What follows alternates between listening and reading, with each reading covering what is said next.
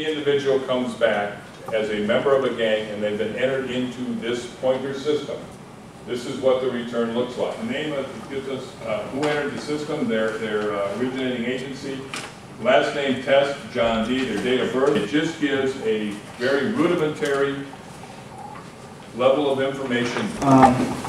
Just a follow-up on Ms. Jackson.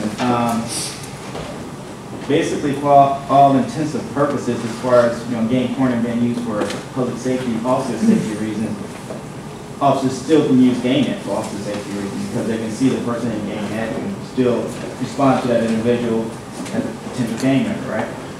That would be true if all officers had access to GangNet. Any officer can access the pointer system, and when they run a driver's license check, they get it. We have a user agreement with each officer. We have only 350 officers in Minnesota that can actually access. Usually it's the gang liaison officer from each department, or the larger departments have more than one.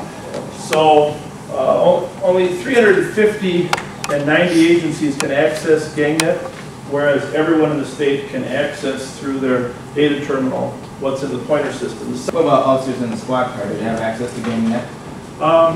Very few do, in part because they either, one, aren't part of the 350 that have signed a license agreement and understand our rules and regulations about use and query. First, I want to commend you for the parental notification because that was a huge issue in our community, so I thank you for that.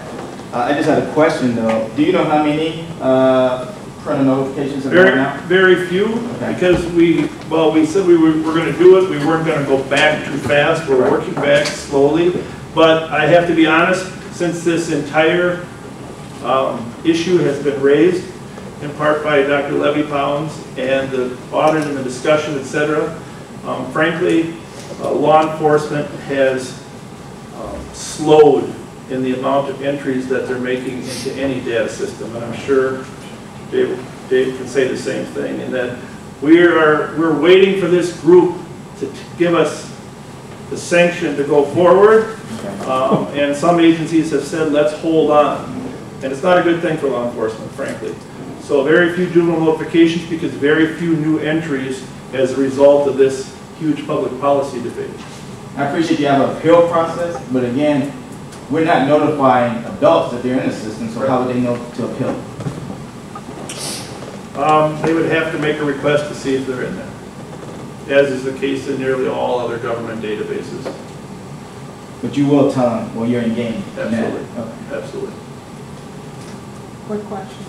What kind of audits were done in the past on this particular system? You said so far 10% of the files have been audited. I thought I heard you say. Well, since we met, we're going to audit 10% a year. We're in the process of like 90 a month working through auditing what's there. But most of what Dave's audited, Dave actually audited ours for us because, and I think ours were pristine, by the way. But he came over, and because we had one of the primary entries. I've had trouble with getting pristine out of my mouth. Yeah. So 200 plus were audited here, by them as well, and we're continuing to move through that as well. What do we want to keep? And that really is the Oversight Council and the Commissioner's job. But I would suggest that the legislature could give clear direction. They have in the past. We would welcome it. I don't know that it's necessary. Really disputes law enforcement's right to collect data, the need to collect data to combat the gang problem. Once you collect it, how long do you keep it? What do you do with it? How do you appeal? Those types of issues. What about the kids? Those are all fair issues. And so the criteria and those other 4 or 5 issues, and then finally, how do we mold Minnesota data practices law to reflect the balance there? What's the classification? With all the access of web-based technology, to have all these individual incidents compiled in a fashion that the public could access. As you're the responsible authority under data practices law for the Sheriff's Department in Ramsey County, and so you have some sense for the number of data practices requests that you get in the door. I'm interested in those cases that have been classified as confidential. The investigation ends. They now become private and they're accessible to an individual who gives you a data practices request and says, let me see the information you have on me. Yes. And I'm wondering how often you find a law violator who is using a data practices request strategically, where you have seen information that you would rather have kept confidential go out the door to that person because the law demands it. Well, first of all, we would never let the information out the door if we thought it was a strategic advantage. We would always err on the side of the investigation. It is rare, however, that we have requests. Any requests or requests like the one I just described? Requests like the one I just described. We did have several during the post-RNC issue where we had an ongoing investigation into the activities of an anarchist group, the Welcoming Committee, and all of them, well not all of them, several of them made requests to get data.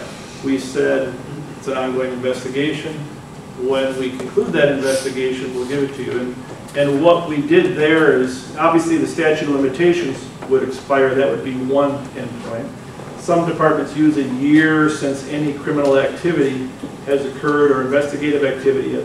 What we used is once most of the information was being disclosed in the criminal process, while these people weren't charged, we felt the data was going to other defendants. They had the right to have it. So once the full disclosure through the criminal process took place on a related group, we gave them the information on them as well. The requests are rare, and I mentioned regarding GangNet, we've only had 2 requests in 10 years for people who want to know if they're in GangNet. So you haven't seen investigations compromised by the data practices request from. Wouldn't it be a horrible thing though if one was? I mean, but in the existing, under the existing law, you haven't seen that yet. Well, no. Okay. You know, it's sometimes difficult developing these information and intelligence sharing systems. That are legislatively sound, respectful of privacy and civil liberties, that balance the accessibility and security. The lunch is on your own, and we will reconvene at 1:15. No, I don't